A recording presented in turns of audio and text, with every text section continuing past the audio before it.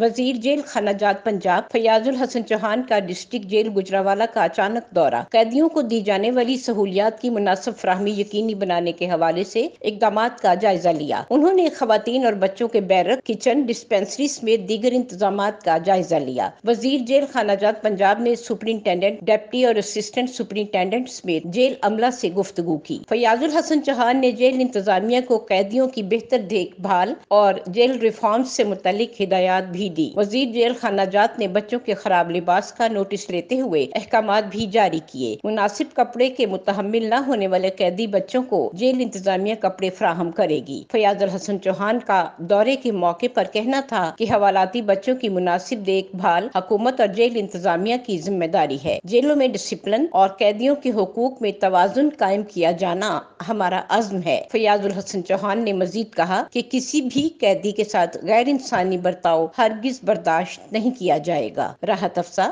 صدائے لاہور نیوز، لاہور۔